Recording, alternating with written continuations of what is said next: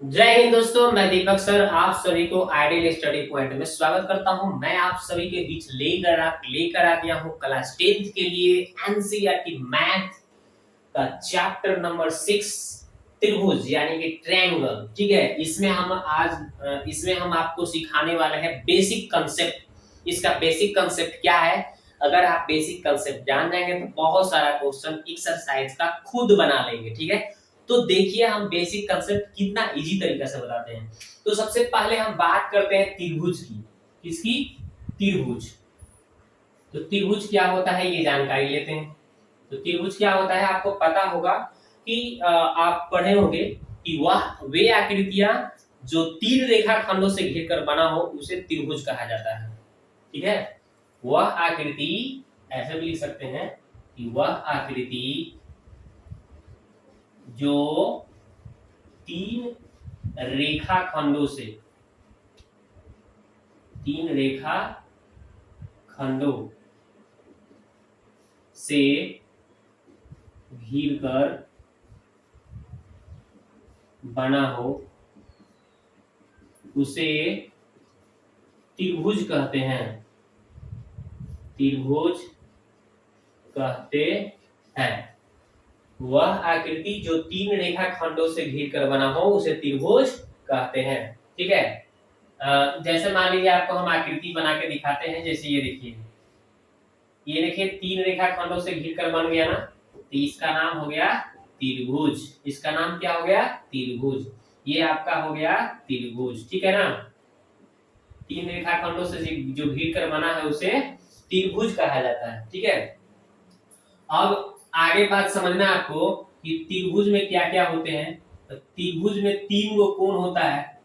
तीन कोण कौन कौन होते हैं? जैसे ए हो गया, कोण बी हो गया, कोण सी हो गया, है ना। तीन गो कोण होते हैं। कौन कौन? ए देखिए, ए हो गया है, बी हो गया है, सी हो गया, हुआ ना। त्रिभुज के तीन गो कोण होते हैं। त्रिभुज में कितने कोण होते हैं? तीन कोण। समझ गए? यानी कि ए बी सी। देखिए इस तरह से। अब क्या होता है त्रिभुज में? त्रिभुज के तीन कोण होते हैं ना। त्रिभुज में कितने होते हैं? तीन कोण होते हैं। त्रिभुज में तीन भुजा होते हैं, है ना। त्रिभुज के तीन कोण होते हैं, तीन भुजा होते हैं। तीन भुजा कौन कौन? जैसे मान लीजिए ए बी हो गया, बी सी हो गया, है ना, एवं सी ए हो गया। देखिए, तो त्रिभुज में तीन भुजा है। कौन कौन? ए बी, बी सी और सी ए। ये तीन भुजाएं हो गए, है ना। त्रिभुज में तीन भुजाएं ए बी सी और सी ए है ना, होते हैं। ठीक है, ये हो गया। अब देखिए त्रिभुज में तीन शीर्ष होते हैं। तीन शीर्ष। शीर्ष कौन कौन हो गया है? A B C. ये शीर्ष है, ए बी और क्या कौन सी? सी। ये तीन शीर्ष होते हैं। ठीक है ना, तो हमने ये सब बात बताया। और एक और बात जान लीजिए, ये त्रिभुज के तीनों कोणों का योग कितना होता है? 180 डिग्री होता है। त्रिभुज के तीनों कोणों का योग कितना होता है? 180 डिग्री होता है। ठीक है, कितना होता है? 180 डिग्री। मतलब कि कितना हो कोण हो, लेकिन तीनों जोड़ने पर क्या आएगा आपका? 180 डिग्री होगा। त्रिभुज के तीनों अंतर कोणों का योग कितना होगा? 180 डिग्री होगा। ठीक है ना, त्रिभुज के तीनों तीनों अंतर, यहाँ पे अंतर लिख सकते हैं, तीनों अंतर कोणों का योग कितना होता है? तीनों अंतर कोणों का योग 180 डिग्री होता है, अर्थात ए प्लस बी प्लस सी। ठीक है, कुछ भी हो सकता है। जैसे मान लीजिए आपको हम एग्जांपल देके बताते हैं। जैसे 60 हो गया, ये भी 60 हो गया, ये भी 60 हो गया। तो तीनों कोणों को जोड़िएगा तो 36 18 180 हो जाएगा। ये शर्त फॉलो हो जाएगा। या फिर कोई दूसरा त्रिभुज भी बना सकते हैं। जैसे मान लीजिए यहाँ पे 60 हो गया, यहाँ पे 70 हो गया, यहाँ पे तब कितना हो जाएगा? 50। अब तीनों कोणों का जोड़िएगा योग 180 हो जाएगा। तो ये भी त्रिभुज का शर्त को दर्शा रहा है। ठीक है, तो याद रखिएगा त्रिभुज के तीनों कोणों का योग 180 होता है। ठीक है, 180 डिग्री होता है। तो हमने ये सब बेसिक बताया। अब इसके आगे सीखते हैं हम, ठीक है।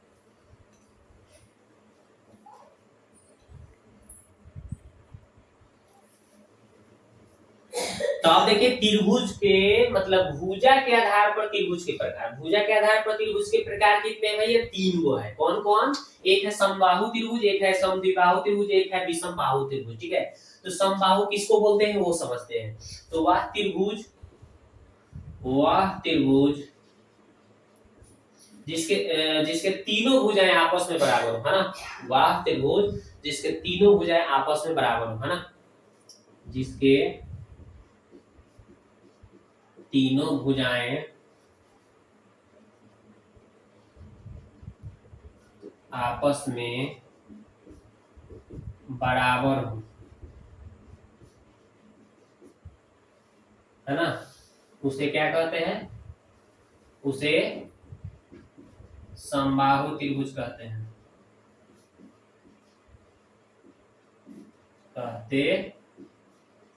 ठीक है। तो समबाहु के मतलब होता है दोस्तों सब भुजा आपस में बराबर होना चाहिए। जैसे मान लीजिए ये हमने एक त्रिभुज बनाया जिसमें आपका सब भुजा आपस में क्या है? बराबर है। तो ये कौन सा त्रिभुज हो गया? समबाहु त्रिभुज हो गया। क्यों? क्योंकि यहाँ देख लीजिए सब भुजा बराबर है, ए बी बराबर बी सी बराबर सी ए है ना। सब भुजा आपस में बराबर है ना, समझ रहे हैं ना। ये त्रिभुज है ए बी सी जिसमें आपका ए बी बराबर बी सी बराबर सी ए है। सब भुजा जब आपस में बराबर हो जाएगा, ए जितना ये है उतना ही ये है उतना ही ये है, तो इसको हम क्या कहेंगे? समबाहु त्रिभुज कहेंगे उसको, ठीक है। अब हम समद्विबाहु की बात करते हैं तो वैसा ही लिख देंगे कि वह त्रिभुज जिसके दो भुजाएं आपस में बराबर हो,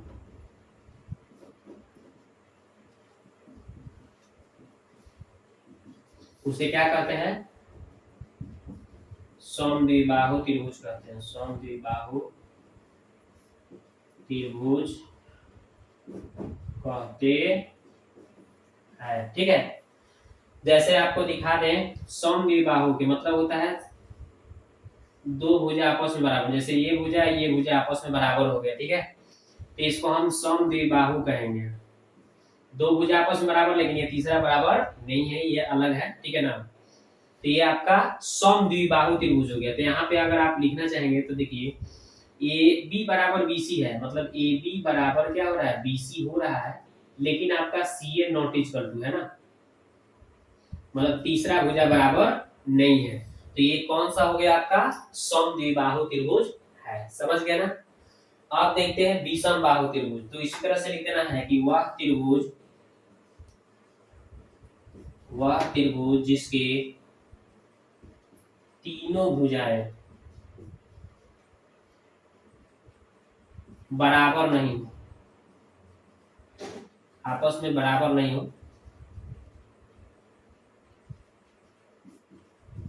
बराबर नहीं हो, उसे विषमबाहु त्रिभुज कहते हैं। विषमबाहु त्रिभुज कहते हैं, ठीक है। मतलब तीनों भुजा आपस में बराबर नहीं हो उसको हम क्या कह देंगे? विषमबाहु त्रिभुज कह देंगे, ठीक है। जैसे इसका देखिए चित्र,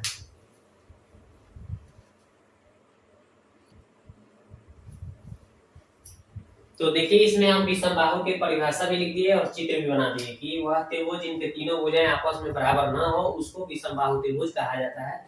जैसे ये देखिए इतना बड़ा है, ये थोड़ा ये ज्यादा सबसे ज्यादा बड़ा है और इससे ये थोड़ा छोटा है, मतलब इससे ये बड़ा है और ये सबसे बड़ा है, ठीक है। यानी तीनों भुजा अलग अलग दिख रहा है। ये मान लेते हैं ये कुछ अलग है, ये भी कुछ अलग है, ये सबसे और ये भी कुछ अलग है, मतलब सबसे बड़ा सबसे छोटा इससे बड़ा ये है, सबसे बड़ा ये है। तीनों अलग अलग भुजा है, यानी A B not equal to B C not equal to C A है। इसको हम क्या कहेंगे? विषमबाहु त्रिभुज कह देंगे, ठीक है। अब हम लोग कोण के आधार पर सीखेंगे कौन कौन से प्रकार होते हैं।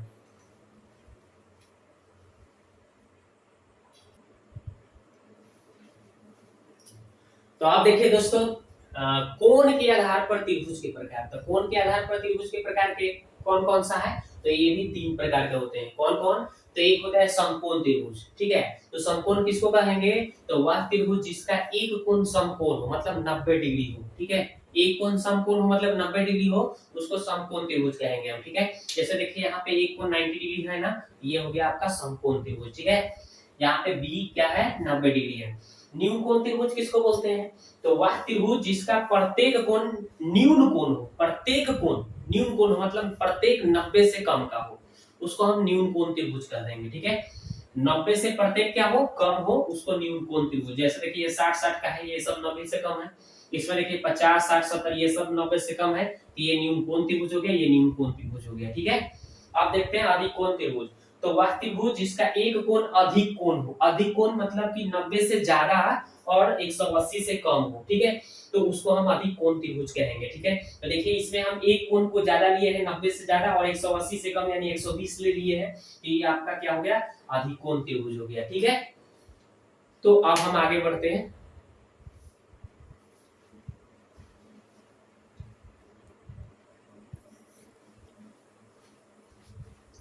तो आप देखिए दोस्तों, हम लोग आगे बढ़ते हैं। तो देखिए सर्वांशम की बात करेंगे, जो चैप्टर 6.1 में दिया गया है।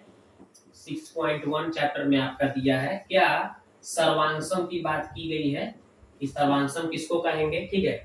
तो वे आकृतियां जिनके आकार, आकार तो समझते ही हैं, और अमाप समान हो, उसको हम सर्वांशम कहेंगे, ठीक है।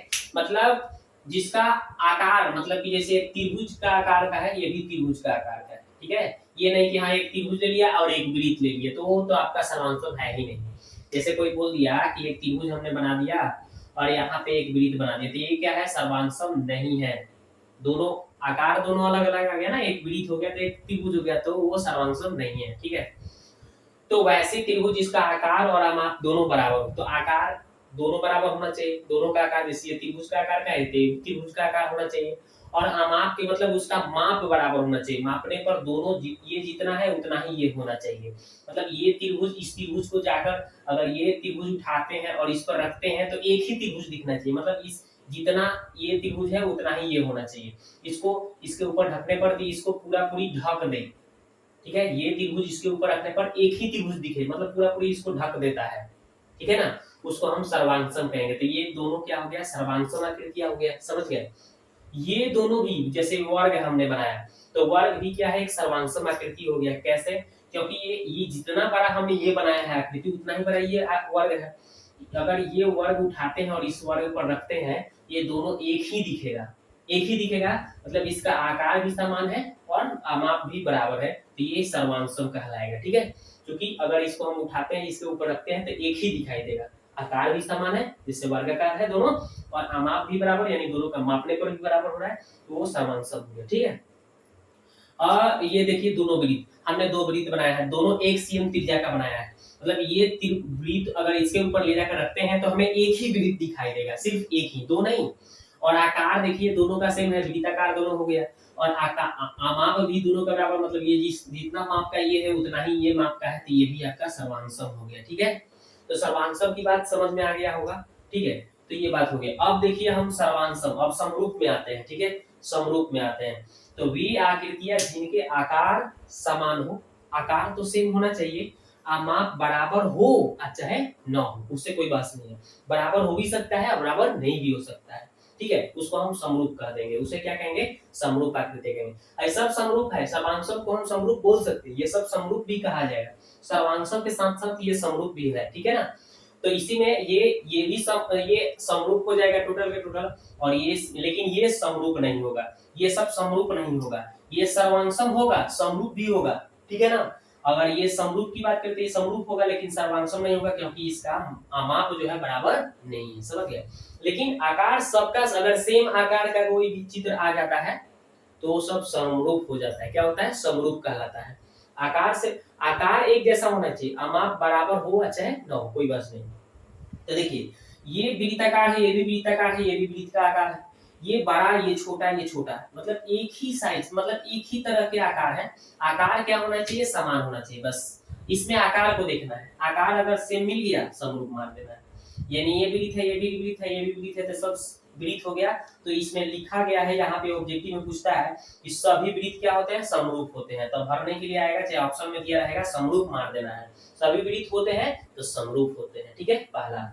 दूसरा देखिए, ये भी वर्ग है, ये भी वर्ग है, ये भी वर्ग है, ये क्या हो गया, समरूप हो जाएगा, ठीक है। अगर कोई कहता है एगो त्रिभुज एगो वृत्त क्या समरूप है, नहीं है, ना समरूप होगा ना सर्वांगसम होगा, समझ गए। एक ही तरह के अगर चित्र दिख गया, जैसे वर्ग वर्ग वर्ग, छोटा बड़ा कोई दिक्कत नहीं हो, वो सब समरूप कहलाएगा। क्या कहलाएगा, समरूप। अगर दोनों अगर सबका साइज एक ही साइज का मिले, जैसे ये जितना है उतना ही, तो सर्वांगसम सर्वांगसम हो जाएगा। अगर इसको समरूप की बात करें तो समरूप हो जाएगा। अगर बड़ा छोटा साइज है तो समरूप हो जाएगा, लेकिन सर्वांगसम नहीं होगा, ध्यान दीजिए। तो सभी वर्ग क्या होते हैं, समरूप होते हैं, ये ऑब्जेक्टिव में पूछा गया है। तो सभी वर्ग क्या होते हैं, समरूप होते हैं, ये भी बात याद रखना है, ठीक है ना। तो एक बात ये याद रखना है, एक बात ये याद रखना है, एक बात और याद रखना है। देखिए बताता हूँ, मिटाता हूँ। एक बात और याद रखना है आपको, देखिए इसको अब हटा देते हैं। चलिए, एक बात क्या याद रखना है, जैसे हम यहाँ से बनाते हैं, ये हो गया, ये हो गया, ये हो गया, ये सब समबाहु त्रिभुज है, सब समबाहु त्रिभुज हो गया। तो ये सब का सब देखिए एक ही तरह का त्रिभुज है, समबाहु है। तो सभी समबाहु त्रिभुज क्या होते हैं, समरूप होते हैं, याद रखिएगा, सभी समबाहु त्रिभुज समरूप होते हैं। क्या होते हैं, समरूप होते हैं, ठीक है, ये भी याद रखिएगा, तीसरा बात, ठीक है। नंबर 3 है, तो नंबर 3 में आपको ये भी बात याद रखना है कि सभी समबाहु त्रिभुज क्या होते हैं, समरूप होते हैं। ये 3 बात ऑब्जेक्टिव में खूब पूछता है, देख लीजिएगा आप। सभी वृत्त समरूप होते हैं, सभी वर्ग समरूप होते हैं, सभी समबाहु त्रिभुज समरूप होते हैं। अब समरूप होने का शर्त क्या होता है वो जान लेते हैं, और उसके बाद में हम एक्सरसाइज को सॉल्व करना शुरू करेंगे। अब एक्सरसाइज आप आराम से सॉल्व कर लेंगे, कोई दिक्कत नहीं होगा।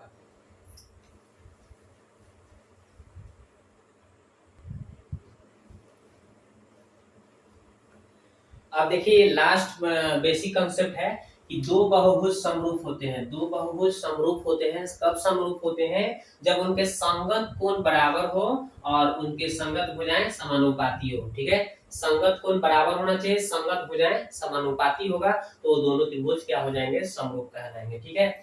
यानी कि दो बहुभुज, जैसे मान लीजिए यहाँ से हमने एक त्रिभुज बना दिया, एक और त्रिभुज यहाँ बना दिया, ठीक है।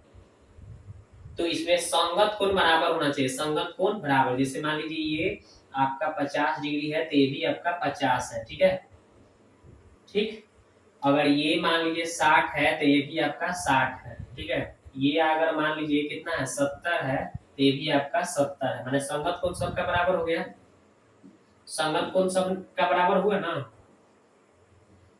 संगत कोण सबका बराबर हो गया।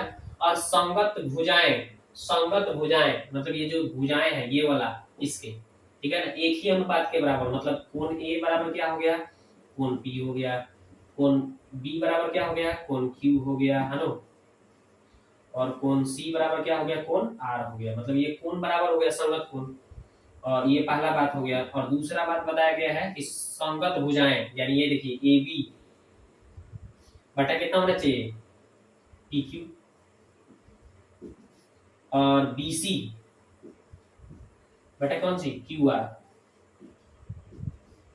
और AC चाहे CA लिख सकते हैं, ठीक है ना, चाहे AC लिख दीजिए, चाहे CA, चलिए CA बटा RP, ठीक है। ये सब का मान एक ही अनुपात में हो। जैसे मान लीजिए इसको हम लिखते हैं 2, इसको 4, इसको 4 तो इसको 8, इसको 6 तो इसको 12 लिखते हैं, ठीक है, राइट। चाहे इसको हम 3 लिखते हैं, इसको हम 6 लिखते हैं, इसको हम 4 लिखते हैं, तो इसको हम 8 लिखते हैं। देखिए ये ए बी बटा, अगर हम बी पी क्यू कर रहे हैं तो इसका देखिए आधा है, मतलब ये 1/2 आएगा। काटेंगे इसको, सबका मान भर के आपको दिखाते हैं। तो इसका ए बी का मान कितना है, 2, और पी क्यू का मान 4, इसका मान 3 और उसका मान 6, इसका मान 4, इसका मान 8। देख रहे हैं ना, A B 2, BC A B बट्टा पी क्यू है ना, तो 2/4 हो गया। BC बट्टा कौन सी, QR, यानी कि 3/6, CA बट्टा RP तो 4/8। ये सबको काटेंगे ना, सबका एक ही अनुपात आएगा। देखिए 1/2 आएगा, 1/2 आएगा, 1/2 2 आएगा। यानी सबका अनुपात एक ही आ गया ना, एक जैसा आ गया ना। तो ये क्या हो गया, दोनों त्रिभुज क्या हो जाएंगे, दोनों बहुभुज या दोनों त्रिभुज क्या हो जाएंगे, समरूप हो जाएंगे। ठीक है, तो इस तरह से हमने आपको बेसिक कंसेप्ट बताया। अब हम चैप्टर में मिलेंगे कि कैसे हमें सवाल को सॉल्व करना है। आप चाहेंगे तो 6.1 आप इजी तरीका से आप बना के आप देखिए, बन जाएगा। एक भी क्वेश्चन है उसमें नहीं फंसेगा, आप बना कर देखिएगा, फिर मेरे से कमेंट बॉक्स में जाके कहिएगा कि सर ने कैसे बेसिक कंसेप्ट सिखाया कि हमको नहीं आ रहा है। ठीक है, तो मिलते हैं नेक्स्ट वीडियो में। वीडियो को देखने के लिए बहुत बहुत धन्यवाद।